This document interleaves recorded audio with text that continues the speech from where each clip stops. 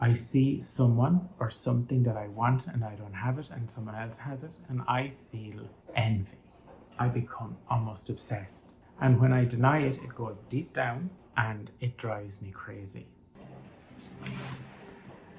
Okay, so I don't normally talk about this kind of stuff because I can kind of feel like I'm coming across as if I'm complaining. And that's not really my intent. It just kind of occurred to me today that school and career, what you should have by a certain age and what you should be doing with your time and your life, all of these timelines and deadlines, when you should have everything figured out and when you should be a stable, fully functional, productive, and fully meaningful member of society, is all organized around the heterosexual lifestyle. The way you organize your life, time, your friendships, your day. Your success in regard to any of these things is measured in relation to a heterosexual standard. And it doesn't apply to everybody. It certainly doesn't apply to me. I mean, I still live with my mum and brother at home. Being a gay person in a heterosexual society is very frustrating because it feels like I am behind, when in fact there is no real map for what I should be doing. Society and culture is a map that is made for heterosexual people, and it's made for couples, heterosexual couples, on a reproductive journey. So jobs and career and the timelines around education and family life and so on are all geared for heterosexuals. So the mismatch between what I want to experience in life, what naturally moves me, my internal clock, doesn't seem to kind of fit in with the timelines that are being laid out by the culture. Now, that's not to say that I don't feel like I could be doing more, and there are things that I wish I was doing and that I could do, but society and the way that culture organizes things like work and career and education doesn't fit my goals. Society is not geared to optimize for my kind of life. What is it designed to do? It's designed to streamline marriage and reproduction. You have a schooling and education system and employment system that is designed to coordinate around marital life, and from the way that, say, employment contracts work, the way that school system works. It's not an accident that most work contracts occur during school hours. Success in this culture is predicated upon a heterosexual norm of expectations. If you're not the kind of person who is aligned with those expectations, then you have to find a different set of standards to fall to kind of rely on to determine whether you're a success or failure. And if you're in a complex situation dealing with, say, the fallout of a chaotic childhood, for example, success can look so different than what culture says it should look like. A success for me was survival, just surviving, staying emotionally intact, not going crazy, making it through an educational experience that really wasn't designed for me, although whether you would call that success or not kind of depends upon your tolerance for systems that are incompatible with you. I barely survived I had to work really hard, and sometimes I wonder if it really paid off. One of the biggest problems with being a gay person in society, it's incredibly lonely. I just don't have anyone to whom I can aspire to be like, who adequately reflects or represents fundamental parts and aspects of my life and of who I am. There are no standards, there are no norms, and even when there are, the people who you can look up to set a standard, the gay standard, if you like, are normally so far out of reach. Like, they're usually celebrities, or they have, a huge following, and it's very hard to relate to them in some ways. It kind of feels like you're always looking up. Envy has made up a big part of my life, and I spent so long as a child and as a teenager suppressing envy, and most of who I envied were kind of good looking, male, money, even women. I envied women as well, because I think just part of what it means to be me, I guess, or a gay person in general. If you've ever wondered, why do we have the stereotype of being good at interior design? It's because we feel a lot of envy, and envy is actually like a compass for good taste. So feeling envy corresponds to having good taste. So we're able to tell when something is good or not, when something is better than something else. And when we envy something, it's normally because we think that is better than what we already got. So we suffer from envy, but if we embrace the feeling of envy, we can actually put it to good use. We can actually turn it into a tool, into a compass that can point us in the right direction. Society tells us that envy is not something to be valued, that it should be managed, and it needs to be denied. It's something that I've denied for a long time. I see someone or something that I want and I don't have it, and someone else has it, and I feel envy. I become almost obsessed, and the only way that I can manage my obsession is to deny it.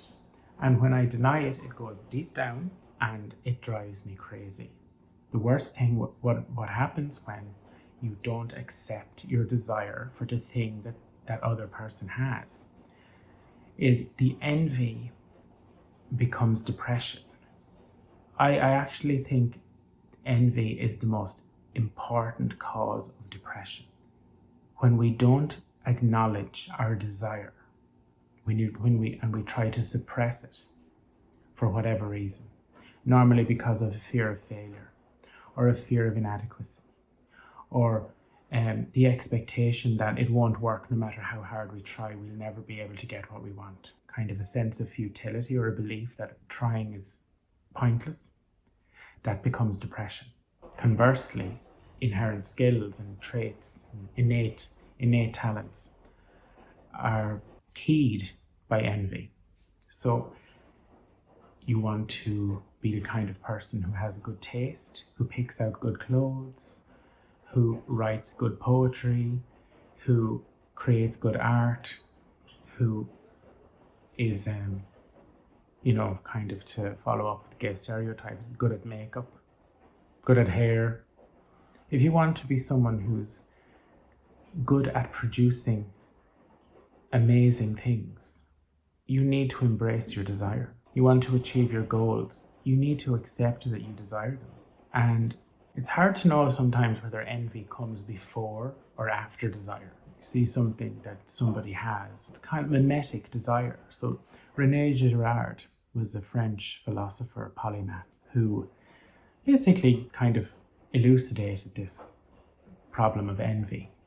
And he called it mimetic desire. When we see something that someone else has. And that thing, whatever it is, whether it be beauty or intelligence or talent or even just a shiny gadget, the sense of wonder that the thing itself inspires in others, that's what we desire. We all want to feel amazing.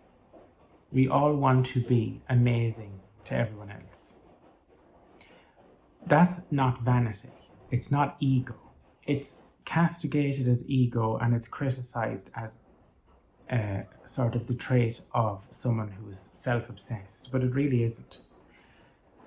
The desire, which begins in childhood, to be the one who everyone thinks is amazing, who everyone looks up to, who has all of this brilliance, is structure of desire. It's not that we want something, it's that we want to be wanted. And the structure of envy and how envy works, mimetic desire, explains what desire is all about. When we desire something, it is not because we just want the thing. It's we want to be experienced by others as just as amazing as how we experience the people who already have the thing that we want. It's almost like we want to become like the person that we envy. We want to be that person or a copy of them. Now just imagine how adaptive that is. If we see someone who is successful, who seems to be happy, who is radiant, who gets a lot of positive attention, praise, who people listen to, hugely important. People listen to that person, they pay attention. Of course we want to be like them because we are social beings, and to flourish socially we need to copy whatever is already successful and of course find new ways to be successful. It's not a bad thing to feel envy. What envy does is it kind of orients our desire. It kind of points to the thing that is already considered socially valuable. So we can be guided by our envy, which is just another emotion. And we don't need to condemn or judge the envy itself, and we don't need to judge the desire. So we can separate the desire and the envy, and we can say that envy is a good guide.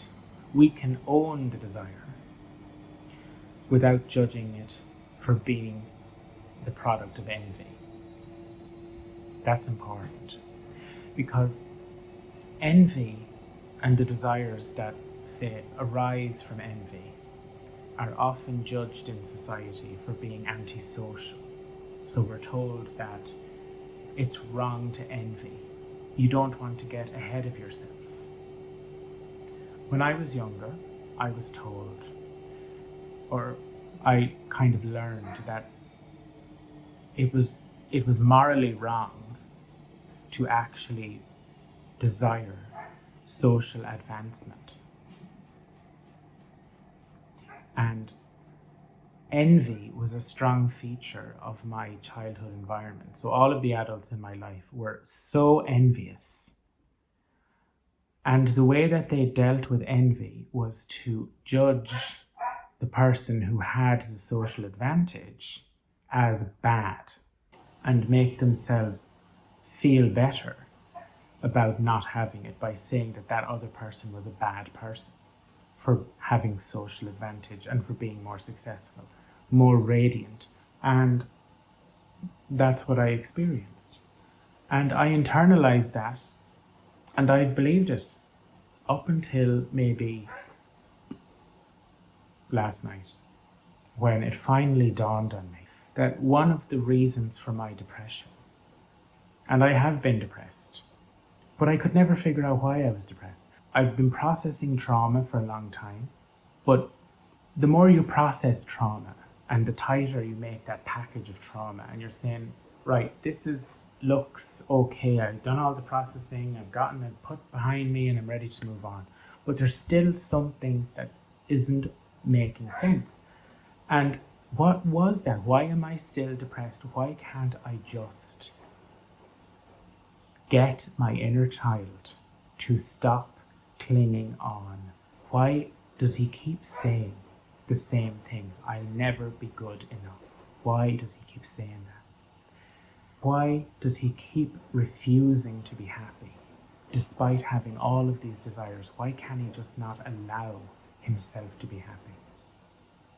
And then it finally realized it was because he was told, or he learned, that it was wrong for him to experience the desire that is rooted in seeing other people flourish. It was wrong for him to make a comparison between himself and others and to view the other person as being in a better position and that they should be emulated. In other words, he was told whatever envy was telling him was wrong, that he should judge his own envy as immoral and deny that he has these desires and judge them as bad, so that whenever he wanted to be happy and whenever he wanted to pursue his own flourishing,